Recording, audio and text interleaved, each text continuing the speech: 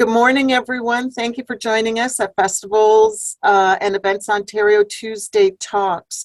This is going to be a fun conversation with Chris Bayless, all about sponsorship.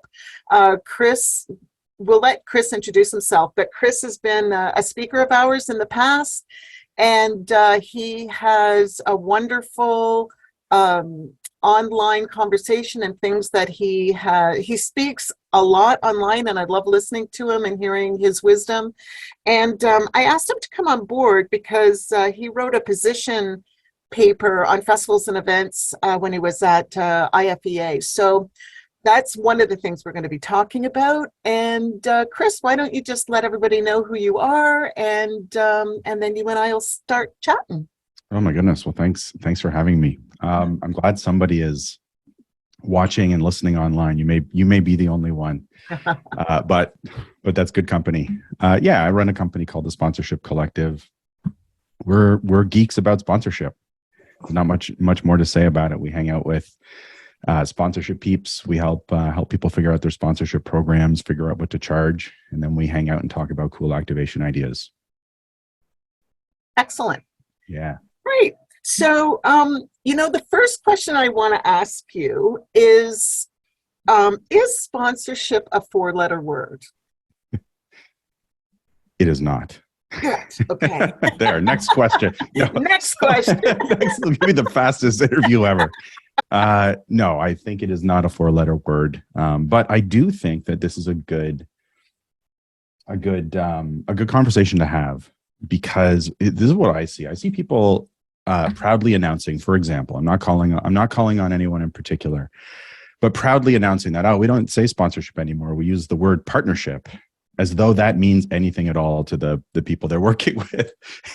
And so we had one of our coaches, actually, he runs Desk Music Festival in Arizona, one of our consultants, and he loaded up his agreement, his contract, with the word partnership instead of sponsorship.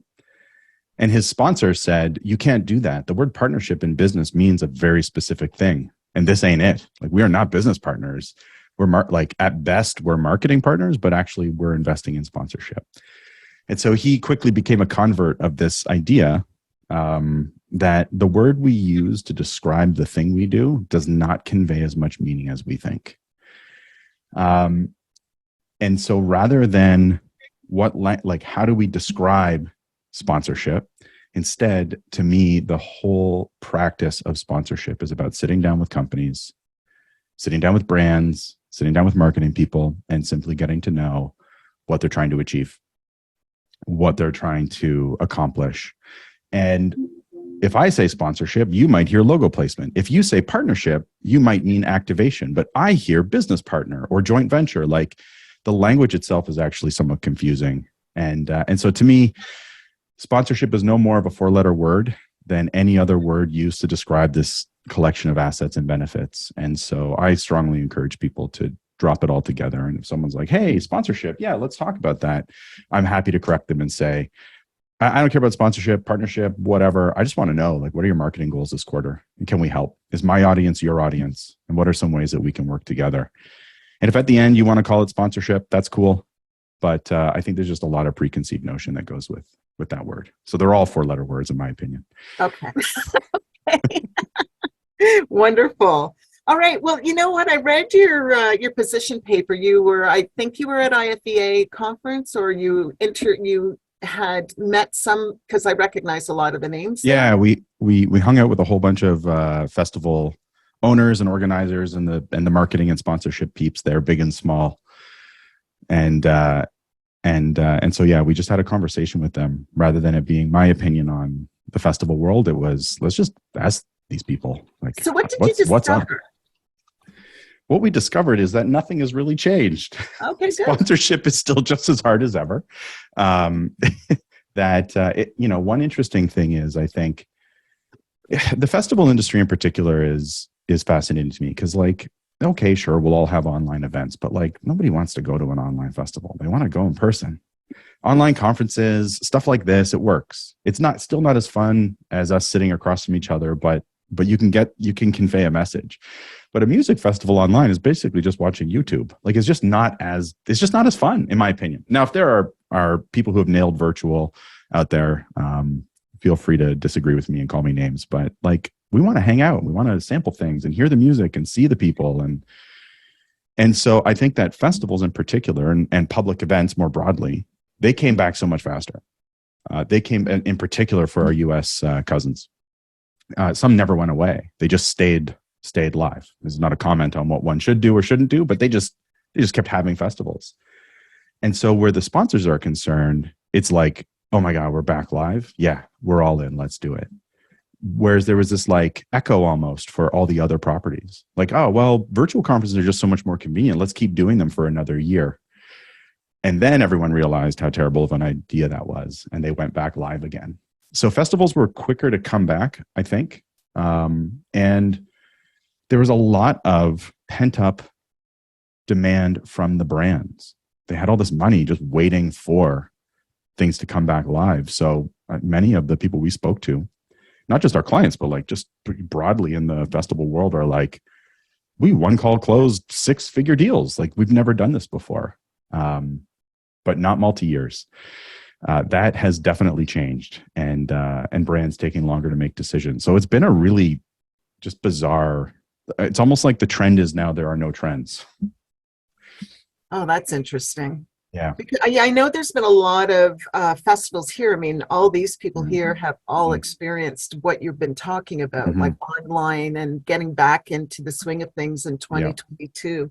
And many of our participants here have indicated that this is a dry run for 2023. Yeah. And they too, and people like, all of you who are listening, you can chirp in at any time, but they found, great attendance, sponsors, but less resources. So the products and services were a little harder to get. Yeah. So. Yep. Agreed. Yeah. It's, I mean, especially for, everybody here presumably is in Ontario. And so I'm in Ottawa, and so even more so for me and my friends in Thunder Bay, our season's not very long. And like, we have some winter festivals, but I don't want to go to them. I want to go to the summer festivals. And so like we have such a compressed time to do these things. And so it's been well, I don't have to tell everybody here, it's been chaotic, I think it's fair to say. Yeah. So, post-pandemic, what are sponsors looking for in their return on investment with us, with any festival or support that they give? Yeah. Interesting to me, the ROI conversation, the answer is in the question. What are sponsors looking by way of ROI? Well, they're looking for ROI. And this idea that like, oh, we're just going to help the community. You may be hearing that from your sponsors, but that's because they know something you don't. The idea of, I just want to be seen in the community, that budget has shrunk. And if the economic outlook is correct, and 2008 is any indication, it's going to shrink even more. So the idea of return on investment, and a lot of the conversations I've been having is, instead of ROI, is ROAS, return on ad spend. And so a shift that I'm hearing from all the brands that we speak to, which are many, is that we are now just straight up comparing sponsorship against Facebook ads, LinkedIn ads, YouTube ads. And if we're not going to get the same return on ad spend for a new lead, for a new sample, for a new like landing page visit, we're just going to go all in on Facebook, or whatever the social media platform is. And so now more than ever, absolutely more than ever, is you are really being compared against marketing assets and client acquisition. I think we always were. I just think the pool was a bit bigger, and you could have these less defined things like, quote, community awareness or awareness in general. This is vanishing, like absolutely vanishing. And I think in large part, whether or not because brands who invest in festivals aren't only investing in festivals, they invest in all kinds of marketing, all kinds of experiential. And so what they learned over the last 2 years is how to measure every single penny they invest in marketing and ads. And so our prospect just got a whole lot smarter, and they were already pretty damn smart to begin with. Mm. So, you talked about 2008 and now the fear of recession. How do you see that impacting Mm, sponsorships or yeah. we're, trying for our festival and event community to get sponsors? Yeah. I mean, at the core of what we do in the festival and events industry is attendance and audience experience, for sure. And so to me, that question starts with, what will recession do to attendance?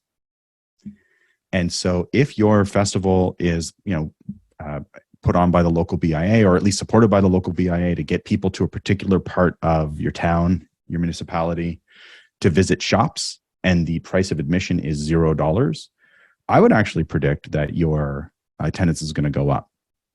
People are going to stay closer to home. They're going to look for things to do in the community. I was having this conversation with my wife, Jasmine, and we went to Peterborough a bunch of times over the pandemic, which is where we went to university. And we loved it. It was like Disneyland because we couldn't go to Disneyland. and so Peterborough is a wonderful town. I absolutely love it. But we couldn't do anything else. And so as things get way more expensive, if a recession comes, as it steps in, as it takes hold, people are going to be staying close to home and doing the things that are free or cheap. And so if audience goes up, then you actually have a better captive audience for sponsors. And if 2008 was any indication, we saw sponsorship revenue go up by double digits for a couple of years. We saw community investment and philanthropy go through the floor during that same period. So those who doubled down on it's really good for the community, people are hurting, it's a noble message, but it's not attracting dollars in 2008. Those who said, I may have an opportunity to get you more test drives in a competitive market, brands have money for that. Their sales goals don't go away just because we're in recession. In fact, the opposite becomes true. They compete harder. So Right. Here's hoping that in this particular instance, 2008 is an indicator. But those of us who are in the public event, the festival space, I think life will be good, better. I think those of us who are in the conference space, the professional sports space, I'm not convinced yet. I think life might get a little more painful for those folks. Hmm. Wow. Okay. But don't tell them I said that. Do you want us to? We'll cut that out. Yeah, we'll edit that. So when you're building your assets, how do you value your assets when you're building your strategy, and how do you get that message across to your potential sponsors?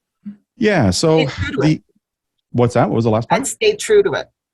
Yeah. So, when we talk about evaluation is another one of those words that's like, I say evaluation and I mean, frankly, I have a really self-serving definition because we are a valuation agency. So it's that formal thing and very complicated thing you do. But when others say valuation, they might be referring to ROI or value to the sponsor or whatever. And so I kind of think of valuation as kind of almost like a spectrum. If you're selling sponsorship that is like 10K and below, depending on your geography, certainly if you're in a mid-sized city or above in Ontario, 10K and below, you really don't need a valuation. I don't think you need a valuation, like a valuation as I define it. And you can I'll share a strategy with you for negotiating pricing. And we could talk about that. But if you're looking for multi-years, 50K and up, 6-figure sponsorship deals, you're just straight up going to be asked by a sponsor, where'd you get these values? How'd you come up with this? Can you prove that this, right? They start to go further down this path of, is this really worth it? How can I make the argument internally that this many impressions is worth X, or that sampling rights are worth Y? And in many cases, brands have done their own valuation. So they're comparing you against what they valued. And you're at a disadvantage if you negotiate. So the answer to the question, like, how do you value? How do you come up with a value? At the core is asking, how would a brand get the same outcome in the free market without me? So how would they go and get samples in front of people if I weren't offering to hand out samples at our event? I mean, that's the core of what valuation is. You're comparing yourself against how they would access the same audience. But if you're in the what I'm calling the lower tier sponsorship, 10K and below. It doesn't mean they're easy to close. They're still it's still a lot of work, sometimes the hardest work. The easier approach, and the approach that makes more sense to me, is having good discovery. Hey, dear sponsor, what is it that you're trying to achieve? What is it that you're trying to accomplish? And what are you currently spending now to accomplish that? What's your current advertising mix? Oh, you do radio. What are you spending every month on radio? And how many leads are you getting from these radio ads? Oh, you don't know. Well, why not? Well, because we can't track it. I see. So if we could come up with a way to get the same number of leads and be able to track it, would it be worth that amount to you to give to us during this period?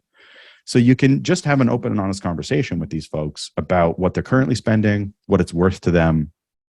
And if you can prove, or it's the if then close, if I can do that, then will you invest X? And so, at these so-called lower tiers, you can go down that path, because even if you're wrong by 20%, it's still only like $2,000 at the most. If you're wrong by 20% on a $150,000 title sponsorship over 5 years, yeah, it hurts. And so there's kind of like these two ways to negotiate sponsorship when it comes to valuation. I think that the last thing I'll say is that I think the belief is that if only I had a valuation, then I would have the confidence to ask. I would have the confidence to sit across from brands. And I can tell you, having valued like literally thousands of properties, that the confidence never comes after valuation. So it doesn't solve that problem. It only solves the problem of sponsor is actually challenging the number I put in front of them. When that happens, then you need a valuation, either methodology or partner. So if you don't have a valuation, how do you go into a sponsor? And I guess you said good discovery, asking all the questions, and then coming back with a proposal after. Yep. And you want to negotiate price in that discovery. So if you're going in without valuation, where you're not going to go back to the office and learn anything more, because you don't have a pool of values to draw from and be like, the thing you asked for cost X, right? So we pretend we're going to go back to the office and do that because we want to give ourselves some breathing room to come up with a number. It doesn't get any easier. And then we submit a proposal. The prospect's cooled down. Maybe you guessed the wrong amount and they're gone. Or they jump at it and buy 10 of them, and now you've undervalued. And so right, it's such a strange industry we find ourselves in. If it's an easy sale, we berate ourselves for not going high enough. And if it's a hard sale, we berate ourselves for not going low enough. But in that discovery meeting, the questions that I want to be asking are, what are you paying right now to get that outcome? Is it worth it? How do you know it's worth it? If you could change anything about your current marketing strategy, what would you do? And then when during this conversation, how much have you budgeted to fix that in the next quarter? What do you, sponsor, think that it's worth in your view? Like, we want to actually just get these numbers out on the table. And then as the sponsorship seeker, be okay with leaving money on the table. It's all right. You may undercharge a little, but you're going to get the deal in one meeting. And then the proposal you create is basically a guaranteed yes. So it's like, if you're going for the very big dollars, you should be really hard on yourself. It's really hard work, lots of negotiations, lots of back and forth. If you're going for the smaller dollars, have fun, enjoy the conversation, and just be all right with the fact that you're probably not optimized, but is it really worth investing in a really intense valuation process so that you can put maybe $15,000 towards your bottom line? I can tell you, I don't think it is. Okay. So having that, on that note, good discovery, like how would you find like your non-traditional sponsors? I mean, a lot of us so for instance, we go to our suppliers because that's easy. Yep. How do you venture outside what the comfort zone is with our sponsorship? Everything starts with audience. Everything starts with audience. So it could be that the type of audience you have actually, in fact, restricts you. Like for your team, Debbie, it might actually be that vendors are all all you have. Mhm. Others will look at that and be like, these guys are so lucky because they have vendors and we don't have vendors that we can go after, right? But in your case, it might be that your audience restricts you to those folks, but maybe not. And so, and by the way, team, everybody watching, on our website, we have a simple valuation calculator. You could just copy and paste the survey questions I'm about to talk about. Like, all the stuff is available for free on our website. So check that out. There's lots of stuff that you can use there. And Jay put your website in the chat room for you. So cool, thank you. So we have tons and tons of free tools, and so one of those free tools is our survey questions. And so if we dig in deep and figure out what does our audience really want, what brands do they prefer, what are their coming purchases, what are their pain points, it will start to point you towards non-endemic sponsors almost always. And so, if FEO is like talking to festival specific vendors, you might discover that people are planning on revisiting their website or changing lawyers or changing accountants or doing things that you hadn't really considered. And so they're still vendors, but they would be kind of non-endemic vendors. For those of us who are inviting the public, we would look at our event and be like, this is a family event. Therefore, we should go after sponsors who are interested in families. But once you survey, and once you get deeper, and once you do that the data analysis, what you find, and what we always coach to, is you're going to find 3 to 5 avatars or niches within your audience, buyer personas, whatever you want to call them. And when you dig in and find those 3 to 5 people, it immediately points you to different types of brands. So if you look at a vertical like automotive, you might have a whole bunch of people who are looking at a minivan, like in Ottawa. We actually did this analysis, and the most popular vehicle is the Honda Odyssey for a particular festival, even though their household income was $200,000 per year.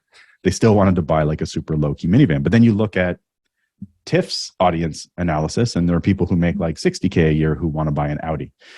And so you look at the audience on face value and think, oh, wealthy families, they're going to want a Mercedes. No, not in Ottawa, we don't. So getting clear on who your audience is, what they want, what they're planning on purchasing, this will point you to your non-endemic sponsors. And then discovery starts with, hey, Honda, we did a survey. Turns out like you're the second most popular brand among our audience. Do you want to have a quick conversation?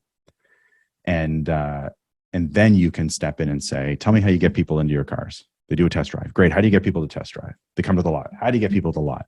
We run a contest on the radio. Perfect. How useful is that? Not very. Do you want to just do our early bird ticket sales at your lot and we'll like bring the street team and have beaver tails? Yeah, that'd be great. Amazing. Is that worth $30,000 to you? Yes. Away we go. And so, but it all starts with the audience analysis, audience data. So it's important a lot of our events are free. So there's the whole economic impact survey that they have to do to kind of narrow down who their audience is. Yep, for sure. You can do, you can bring in like third-party audience analysis folks.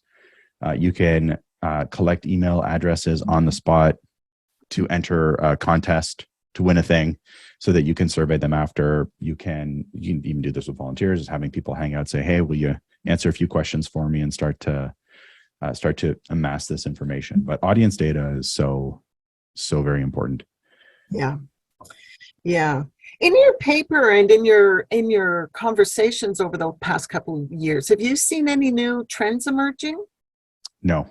No, eh? No. Oh, it's quick, simple. Here, I thought we were going to have a 10-minute conversation. No. So there's one interesting shift that I will talk about that's very frustrating, and I think that everyone here will share the frustration. But by way of trends, it's really interesting. People are always like, got to come up with creative new activation ideas. Got to come up with creative new activation ideas. So we ask the question, why? Well, because I'm bored of the same old, same old. Okay. Is your sponsor?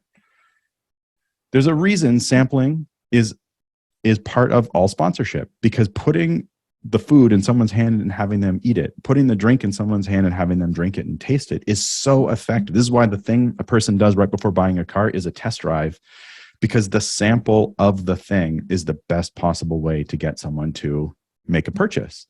And so these tried and true methods of marketing, of sales, they're not moving, other than a logo in front of someone to build so-called awareness that will lead to this purchase. I think we've all abandoned that as a useful approach to making sales and to marketing. But by and large, it's still the like contesting, experiential. And it's like, if you want to entertain kids at an event, you paint their faces, give them balloons, and let them jump around in a bouncy castle. The end. Like it's the same stuff, because these are classics. But I find festival producers, festival planners, we're creative people. And so we want to be pushing the envelope from a creative perspective, but our sponsors and our audience may not want to go along for the ride. You know, I think we've all been to those events where someone has this brilliant idea for like a ball pit where you can sit around and talk. I think I saw this at a TEDx event. And where were all the people? By the coffee machine. Like nobody wants that stuff. They want coffee and they want carbohydrates. Like this is fairly predictable. Well, it's interesting because I know that. Sorry, Chris, I cut you off there. I was just going to say it's interesting when you hear events. There's a couple of events who change things around a bit, and they're tried and true people that come every year didn't like it at all because it wasn't how they remembered it when they were a kid. Yeah, totally. It's fascinating. The one trend I will say that has emerged, I don't know how well it's going to do, but brands got used to tracking everything down to every last detail when we went virtual. And so now that we're back live, they want to know the same things. So if you have exhibit spaces, for example, when you're online, you know exactly how many people go to the digital virtual exhibit space. Now that we're heading back to normal, I think people have tested hybrid and most are not sticking with hybrid. They're going to fully live. Brands want that same quality of data. And it's other than wristbands, right? Digital wristbands, it's not, you can't track it. It's just not trackable. Right. And so that's an interesting trend to me, that the demand for data, the demand for minutia in the fulfillment report is sky high right now. But I don't see that sticking. Well, if it's hard to collect, I mean, it's and is that impossible. even for the 10,000, the lower tier sponsors? Are they still looking for that quality of or quantity of information? Yeah, they are. Right? They are. Yeah. You know, it's, I have these conversations with people who are like, you know what? I just want like a $5,000 sponsor. They'll be super easy. I'm like, no, those are the worst. They're the hardest, right? Like because to them, a $5,000 investment is a stretch. So you just make up a much bigger part of their marketing budget. And so they often will be far more demanding. Someone who walks up with a $100,000 or $200,000 a year deal, you're part of a $10 million a year marketing campaign. So like there's a lot more flexibility.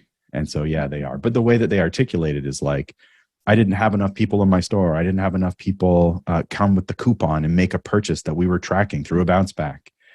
It's more the lack of maturity in understanding marketing than it is anything you can track, you know? So yeah, everyone is pretty much demanding the same level of detail. So you mentioned, approaching and working with sponsors, trying to get the deal. Yes, Peter, you are allowed to ask questions. Just raise your hand or put it in the chat or unmute yourself, and we'll take your questions. Do you have one right now? If so, go for it. Sure, I do. You can hear me? Yep. Yeah, thanks, Debbie. So, question: I'm with the Toronto Garlic Festival, and we typically get 3,000 to 4,000 visitors to the physical festival. We just returned this year after a 3-year hiatus. Oof. So a challenge we have with sponsors is they'll say that 3,000 to 4,000 visitors it's not like a critical mass. Yep. They're looking for a greater number than that. Yep. And so how do we get around that? Yeah. Especially if sponsors are looking for like things like you said, sampling. Yeah. Which is physical. Totally. It's a great question. So I was working with a friend of mine. He runs a conference that has 200 people in attendance. and he asked me the same question.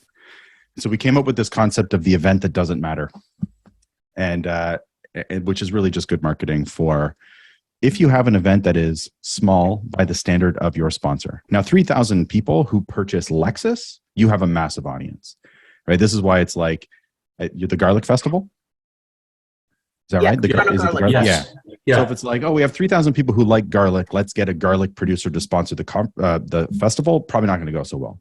If you go a mile deep into who your audience is and you discover that they're all CEOs of mid-sized companies, you have a $50 million opportunity. So audience quality is critical, first of all.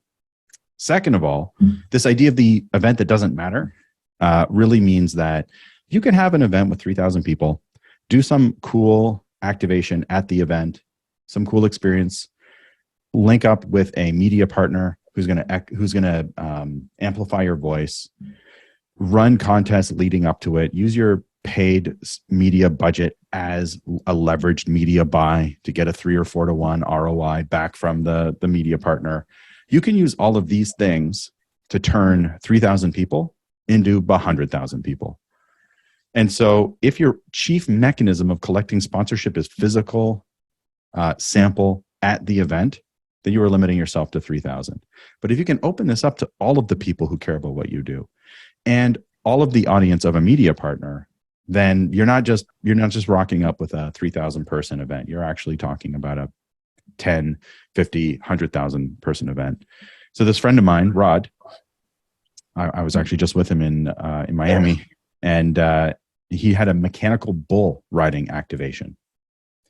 200 people, mechanical bull riding activation, and everybody they recorded themselves riding this mechanical bull. This is real estate investors, so they're there in suits. Like this, it was an odd activation, but the event was in Texas, so they were trying to like connect it to the Texas experience.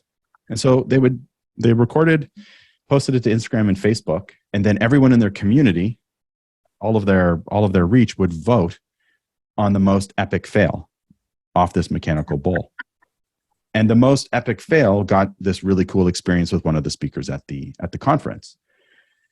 Well, because it was broadcast on social media and everybody was saying like, tune in, I'm going to ride this mechanical bull, vote, like, share, etc.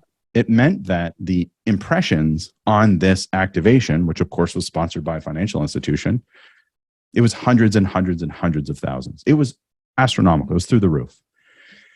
And so the key with a small event is to amplify through media partnerships, strategic media buy, contesting, etc., to simply make the audience bigger, and or go really deep on who your audience is. Because if you have 100, 200, 300 decision makers in business in Toronto, you have a multi-million-dollar opportunity. How does that work exactly? So we know that because we do a survey, we don't ask people how much their household income is, but we ask them questions like their postal code, and we can research that and get a sense. So we recommend 20 to 30 sponsorship specific, brand specific questions in the survey. Like to just say, hey, these people live in Rosedale and they're probably wealthy. I could just buy a billboard ad outside of Rosedale and get the exact same connection to these folks.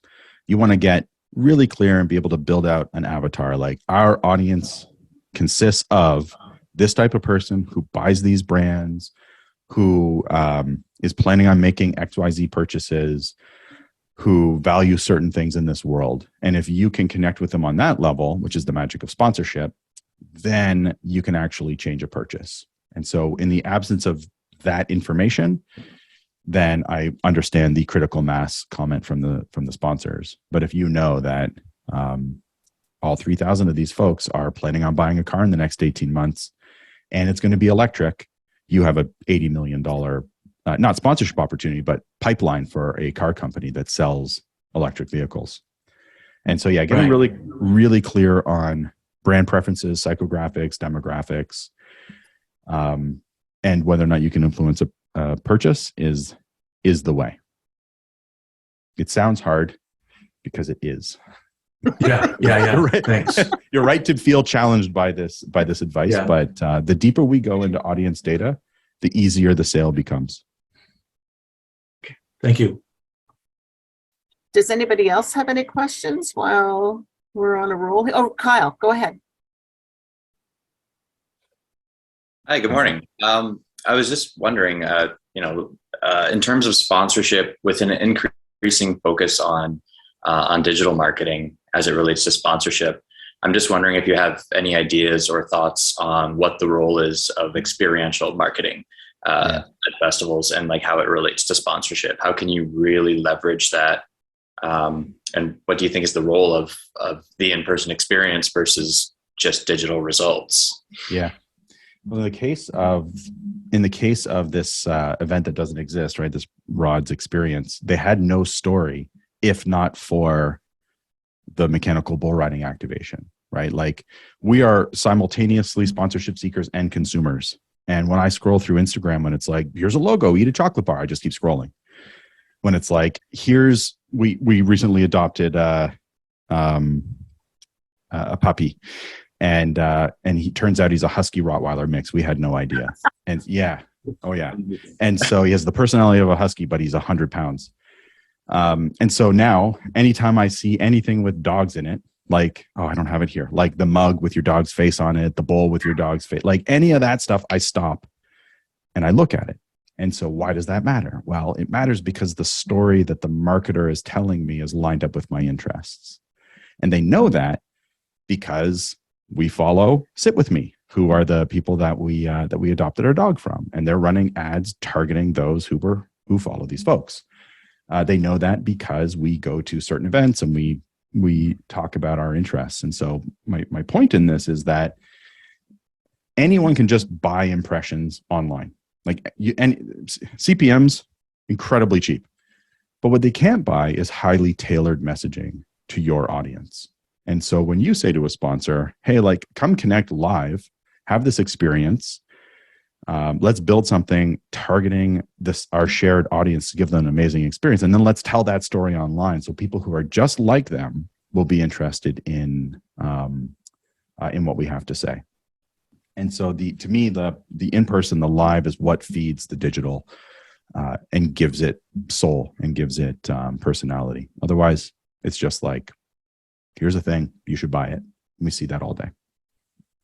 That's great. I'm also wondering, like, is there a way to then take, because I mean, it seems like we're kind of at the impression point out there. Is there a way of using or utilizing that in-person festival experience, and like the one that doesn't matter, to actually build a memory or build a relationship with that impression?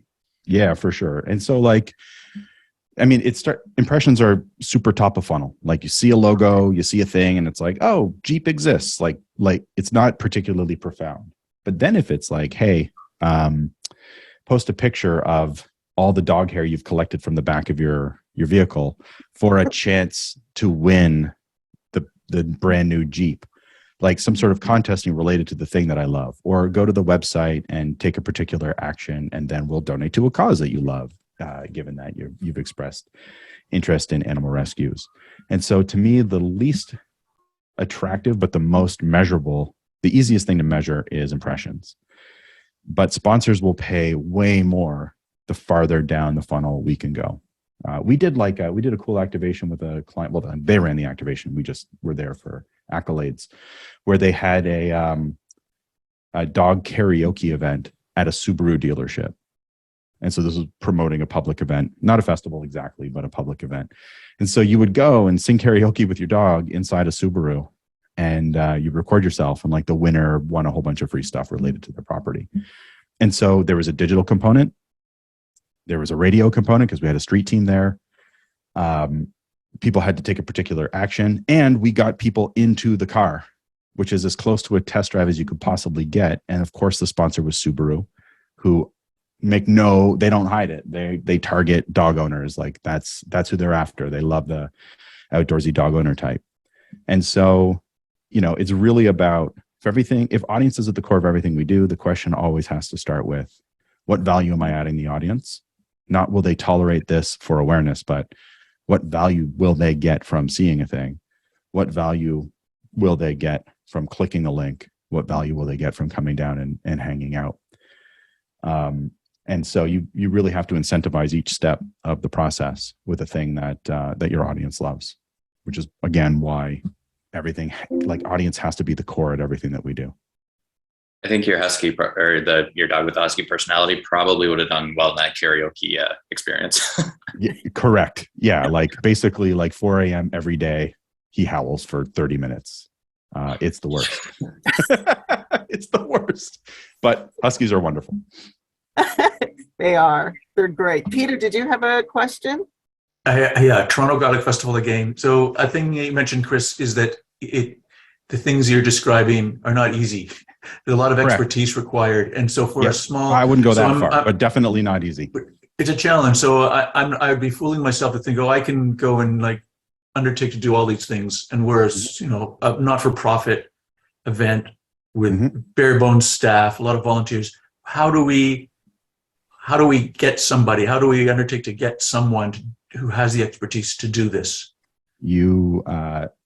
So there are two comments. First,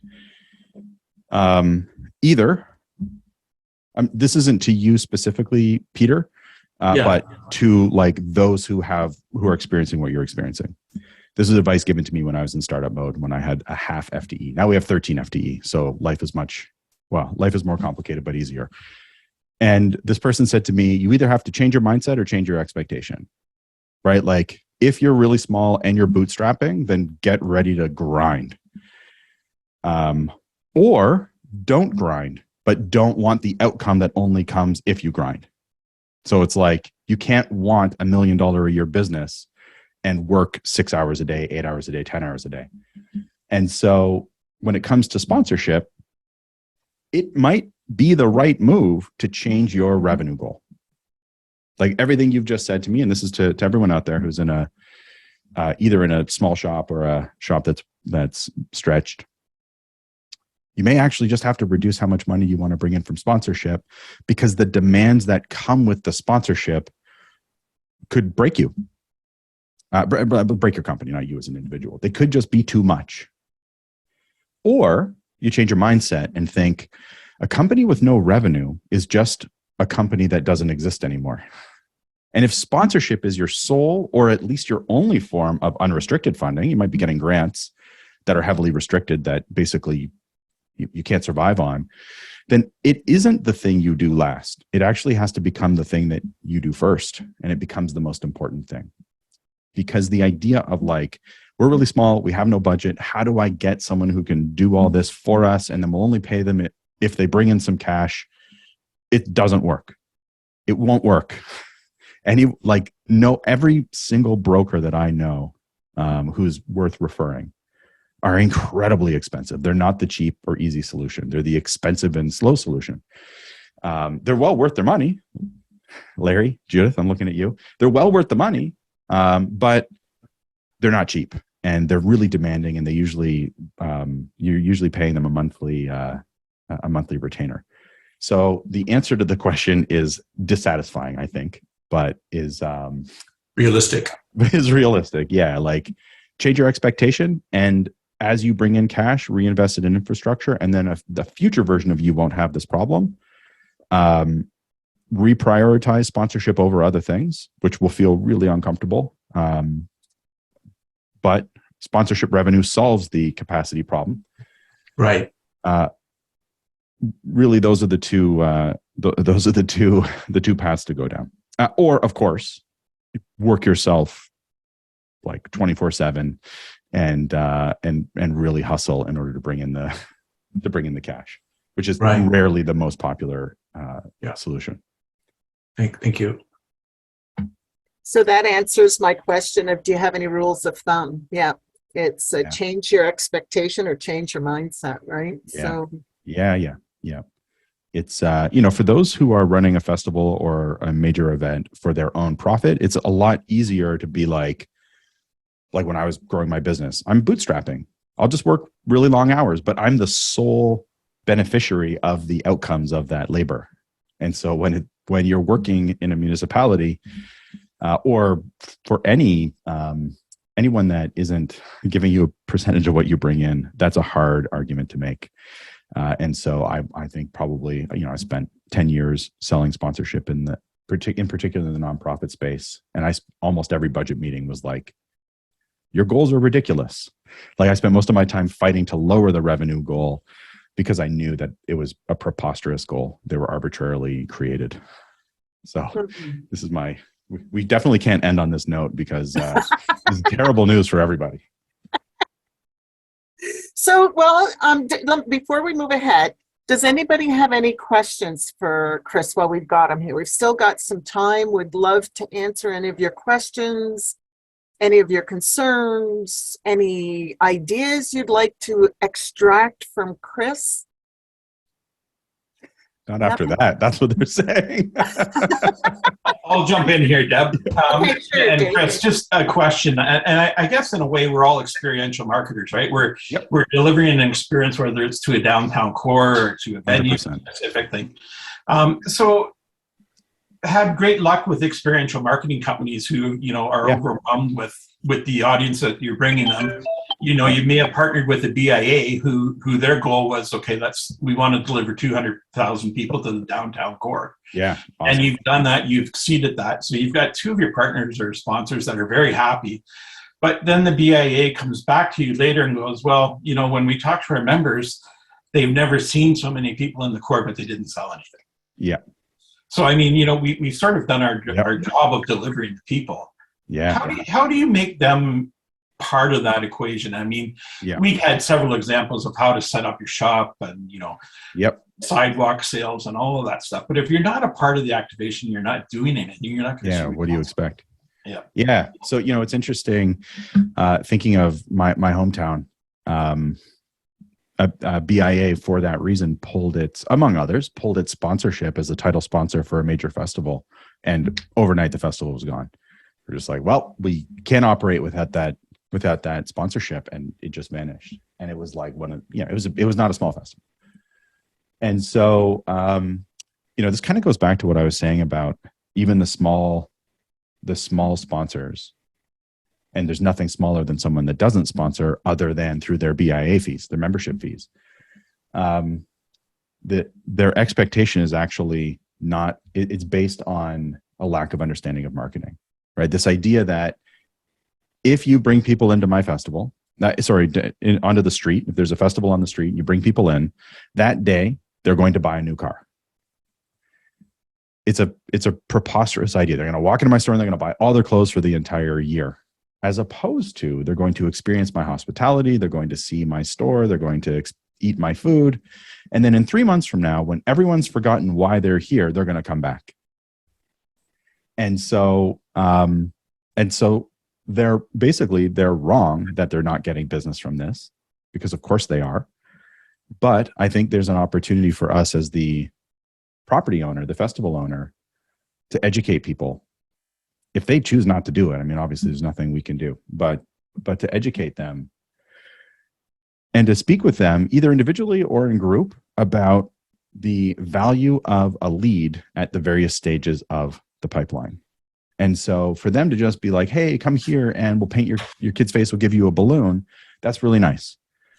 But that probably won't translate to clients or customers. What they want to do is get people on their email list, or they want to get people into the store, not just on the street, or they want to get people a coupon so that they can track whether or not they purchase.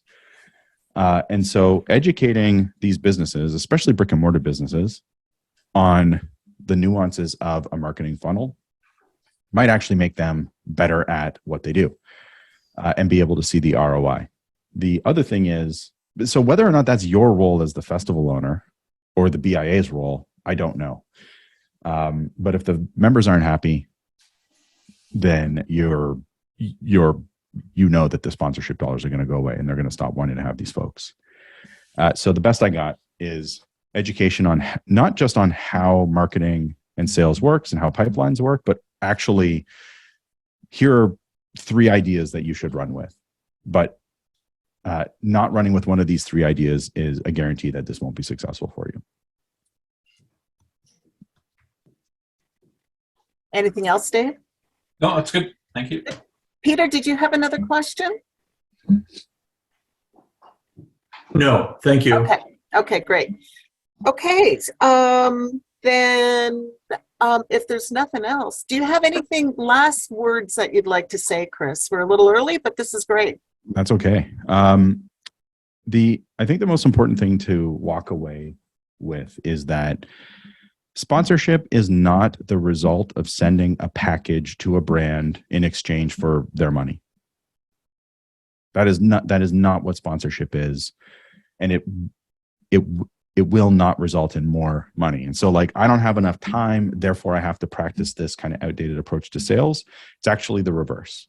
Because I practice this outdated version of sales, I have no time because I have no resources. Us as a community, not having resources, not having time, not having enough team members might be a good reason for us to avoid sponsorship altogether. But it is not, the sponsor doesn't look at that and say, well, I'll give the money anyway. They think, I'm going to go find another property. And so if you're in a marketplace that is strapped, as I think many of us are in the festival world, this is a huge opportunity for you to disrupt. Because if none of your colleagues or competitors, however you want to look at it, are practicing good business-to-business sales or just having conversations with people in the community, creating custom activations, you will stand out as so much more professional and as a valuable partner because no one else is doing that. And so to flip things on its head, I challenge people to do your audience research, understand who your audience is, know what brands they're going to purchase, and reach out to those brands for a conversation. And when they ask you for a sponsorship package, say no. Tell them you don't have one. And just go have a conversation with them about their marketing goals. It feels like more work at the front end because it is. But when you go 6 months, 8 months of e-blasting strangers sponsorship packages and hoping you're going to make budget, if you add up all that time, it's far worse with a far worse outcome. Great advice. Great advice. I love the old way of doing it. Because I like to do it the old way. I don't always, but it always seems more satisfying as well. Yeah, and it works. Chris, thank you so much. Really appreciate your time and your expertise and your knowledge. I learned a lot from speaking with you. So thank you so much. My pleasure. Thank you everyone for attending. Next week we have our November Festivals Helping Festivals. So I hope you will join us. Registration is open for that now. And conference is coming up. We're planning conference, so I hope you're going to be there. And thank you so much for your time, and we will see you next week. Take care, everyone. Bye.